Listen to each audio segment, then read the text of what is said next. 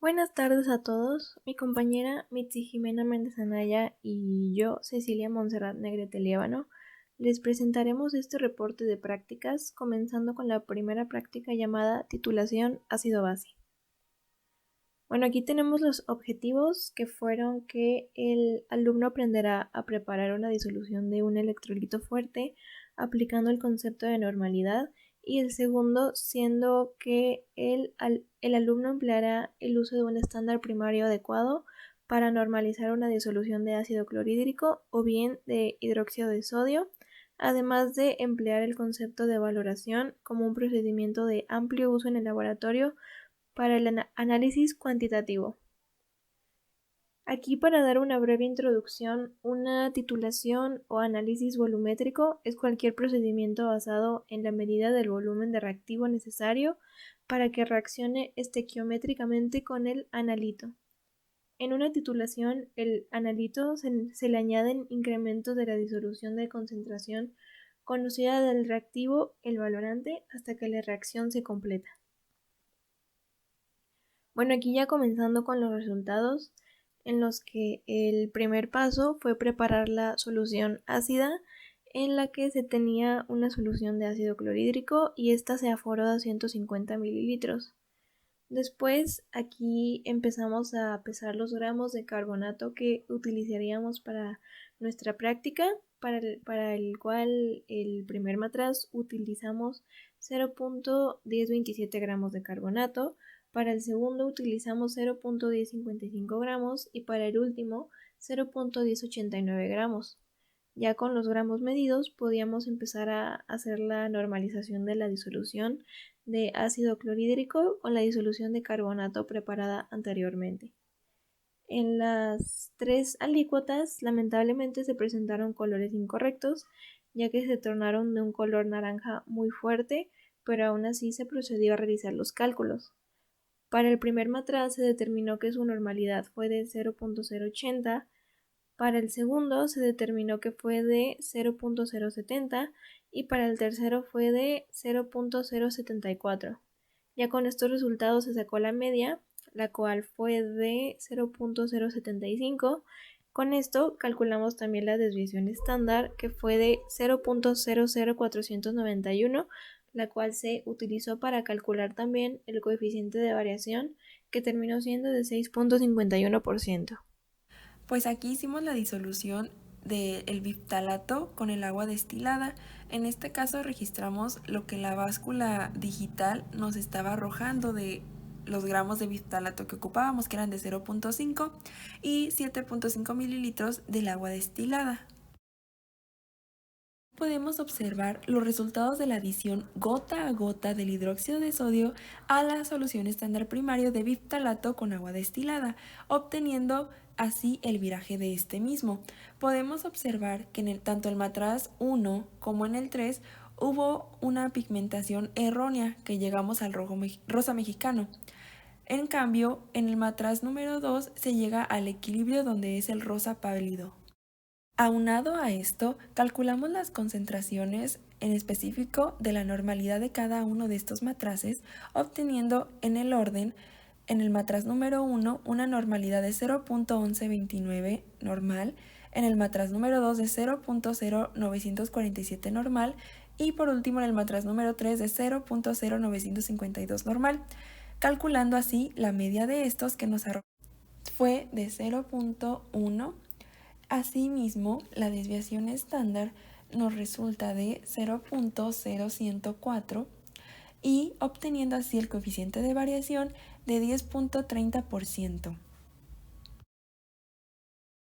Ahora bien, en la parte del inciso C de nuestra práctica, que es la valoración de la solución ácida problema, tenemos que esta solución ácida problema, en la cual añadimos la solución problema básica hasta que viró del indicador de fenolftaleína y da como resultado un color rosa tenue. Eso es lo ideal.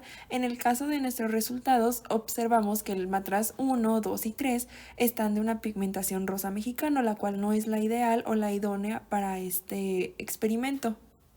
Aunado a esto, obtuvimos nuestra tabla 5 con el registro del viraje de la solución ácida problema al adicionar hidróxido de sodio. En el matraz 1, al añadir 4.5 mililitros de la solución base problema, obtuvimos el color rosa mexicano. En el matraz 2 se le adicionó 6.5 mililitros y por último en el matraz 3, 3.6 mililitros de nuestra muestra problema. Ahora bien, el registro de los cálculos a partir de la solución ácida problema con la estandarización básica del hidróxido de sodio. Obtuvimos así la normalidad, adicionando así la molaridad y el porcentaje masa-volumen.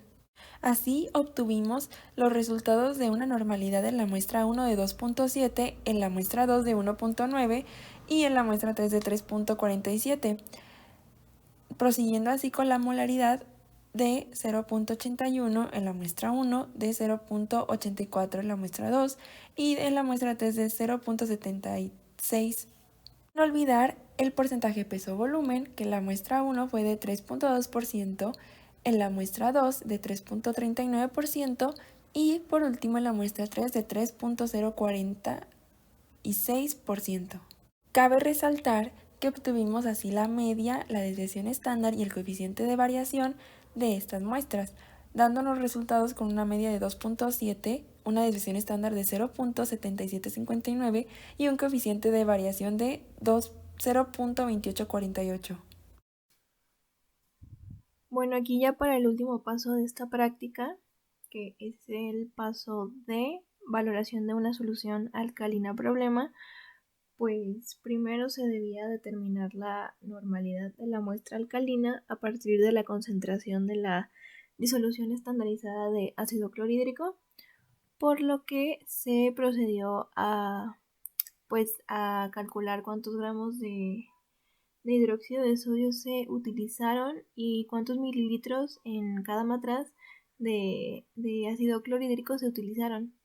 Se determinó que la normalización del primer matraz fue de 4.5607, la del segundo fue de 4.0696 y la del tercero fue de 3.2369. Ya con estos datos pues se procedió a sacar la media, que fue de 3.9557, con la que también se utilizó para sacar la desviación estándar, que fue de 0.9463, y este mismo resultado de la desviación estándar se utilizó para calcular el coeficiente de variación, que fue de 23.92%. Discusión de resultados. Las titulaciones corresponden a un grupo de técnicas que son empleadas para la determinación cuantitativa de múltiples mesurados. Muchos compuestos, tanto inorgánicos como orgánicos, son ácidos o bases y se pueden titular con una solución estándar de una base fuerte o un ácido fuerte. La acidez y la basicidad de muchos ácidos y bases orgánicos se pueden acentuar titulando en un disolvente no acuoso. El resultado es un punto final más nítido y los ácidos y las bases más débiles se pueden titular de esta manera. Una titulación ácido-base procede mediante una reacción de neutralización, en la que se hace reaccionar un ácido con una cantidad equivalente de base. El ácido clorhídrico, por lo regular, se utiliza como ácido fuerte titulante para la titulación de bases, en tanto el hidróxido de sodio es el titulante que se usa para los ácidos. Acudiendo al libro de Química Analítica de sexta edición, encontramos una figura 8.4 donde están los intervalos de transición de pH y los colores de algunos indicadores comunes. En el caso de la fenolftalina, encontramos que es incoloro en sí, pero llega a virar a rojo-violeta, obteniendo así la fenolftaleína en un viraje de casi de un pH de 8, en el cual se relaciona siendo una base, y mientras que el anaranjado de metilo tiene desde rojo a amarillo y se encuentra en un pH cercano al 4, lo cual indica que es ácido. Como conclusión, obtenemos que gracias a la titulación encontramos las concentraciones desconocidas. Para hacer esto, debemos esperar a que ocurra un cambio de color de la sustancia, lo cual va a significar que hubo un cambio importante de la neutralización de la sustancia y se manifiesta de esa manera. El punto de equilibrio provoca un cambio de coloración en el marcador. Así bien, pudimos observar cómo a partir del momento en el cual se da el cambio de color permanentemente de la muestra, sin importar cuánto más volumen de la base se añada, no cambia más. Por lo tanto, cuando el cambio se dé, debemos cerrar la válvula de la uretra inmediatamente y de esta manera obtenemos datos reales que nos permiten sacar una correcta concentración del reactivo con concentración desconocida.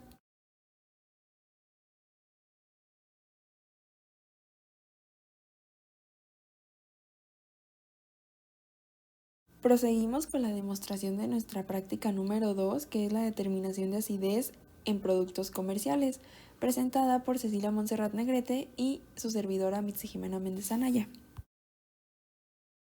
Introducción. Se utiliza un potenciómetro cuando se desea medir la diferencia de potencial que se produce entre un electrodo de trabajo y uno de referencia, al estar ambos electrodos sumergidos en una solución a la cual se requiere medir su pH. Es así como el potenciómetro es un método analítico para medir la concentración de iones hidrógeno en una solución.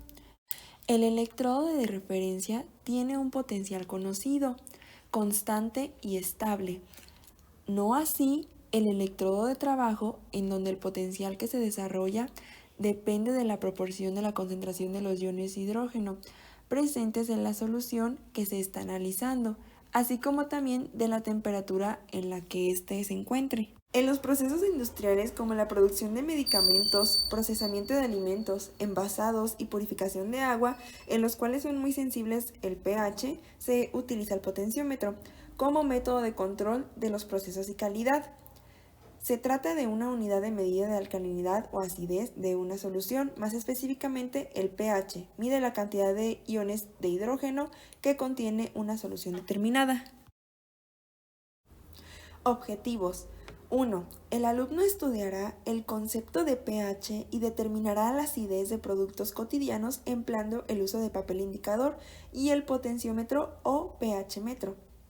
Número 2. El alumno aprenderá el manejo y calibración del potenciómetro. Inciso A. Determinación de acidez o basicidad empleando las tiras de pH. Estos resultados son recabados base las tiras de pH con las diferentes muestras comerciales como los antiácidos, la Coca-Cola, el jugo de naranja, el tequila, el detergente, la muestra base problema y la muestra ácida problema, obteniendo así los resultados del pH de los antiácidos como una sustancia neutra, la Coca-Cola un tanto ácida, al igual que el jugo de naranja, y el tequila. El detergente se encuentra entre neutro y un poco básico, ya que es de 7.5, la muestra base problema nos arroja que es básica y la muestra ácida con un pH de 4 pues nos da resultado como ácido. Ahora bien, en la parte del inciso B de la práctica tenemos la determinación de pH empleando el potenciómetro. Esto se hizo para calibrarlo. Son los resultados obtenidos de la calibración del potenciómetro. Con los buffers 7, 4 y 10, el potenciómetro nos arrojó exactamente esas cantidades de 7, 4 y 10 a una temperatura de 25 grados centígrados. Usando este mismo artefacto de laboratorio determinamos el pH de nuestras muestras comerciales, obteniendo que los antiácidos son 7.48 su pH, entonces es un tanto neutro, pero tirándole a base. La Coca-Cola encontramos que el pH, a diferencia de con las tiras de pH, que era de 4, ahora tenemos un resultado de 3.13. Del jugo de naranja, anteriormente era de 4 el pH, ahora es de 3.77. Del tequila encontramos de 3.80, el detergente que es base fue de 9.03, la muestra base problema nos arrojó 10.50 y la muestra ácida problema de 1.77. Discusión. Los ácidos son compuestos que producen iones hidrógeno en solución acuosa y una base como un compuesto que produce iones hidroxilo en una solución acuosa. En química, un indicador es una sustancia que siendo ácidos o bases débiles al añadirse a una muestra sobre la que se desea realizar el análisis, se produce un cambio químico que es apreciable, generalmente un cambio de color. Esto ocurre porque estas sustancias sin ionizar tienen un color distinto que al ionizarse. El indicador más usado es el indicador de pH que detecta el cambio de pH, por ejemplo, la fenolftaleína. Soluciones buffer. Un tapón o buffer es una o varias sustancias químicas que afectan a la concentración de los iones de hidrógeno o hidronios en el agua, siendo que el pH no significa otra cosa que potencial de hidrógenos o peso de hidrógeno. Un buffer o amortiguador lo que es el regular el pH. En mediciones de pH se hace necesario el uso de potenciómetros para ajustar la ganancia en función a la temperatura. Para obtener unas mediciones confiables de pH se requiere un acondicionamiento y ajuste del sensor de pH por medio de diferentes circuitos. En el desarrollo experimental de este laboratorio se pudieron conocer distintas formas de identificar ácidos y bases, comprendiendo que existen métodos como el uso de las tiras pH o potenciómetro para ver si estamos en presencia de un ácido o en defecto de una base, entendiendo así la determinación a través de indicadores químicos que se comportan de manera diferente a un nivel macroscópico frente a un ácido o a una base.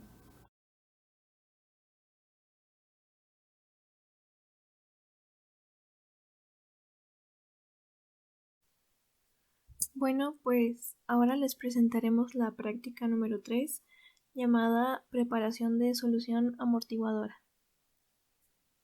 Aquí tenemos una pequeña introducción que nos dice que una solución amortiguadora es acuosa y está formada por un ácido débil y una base conjugada, o en su defecto, una base débil con un ácido conjugado. Esta solución está preparada en agua, ya que esta es la única forma de hacer sentido a la escala de pH. Esta de igual manera funciona con base en los principios de Le Chatelier del equilibrio del ácido base, y es así como logra amortiguar los cambios de pH en una mezcla.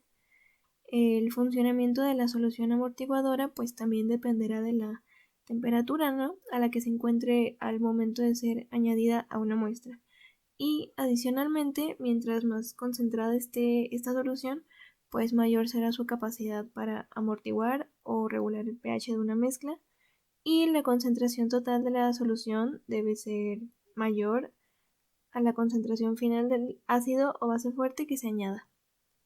Aquí, como objetivo general, tenemos que el alumno preparará disoluciones amortiguadores de pH a través del manejo de la ecuación de Henderson-Hasselbalch. Bueno, como nuestra disolución amortiguadora ya estaba preparada, pues nos fuimos directo a medir las alícuotas de 10 mililitros de la disolución buffer, a las cuales después le adicionamos diferentes cantidades del ácido clorhídrico, el cual preparamos en la práctica número 1.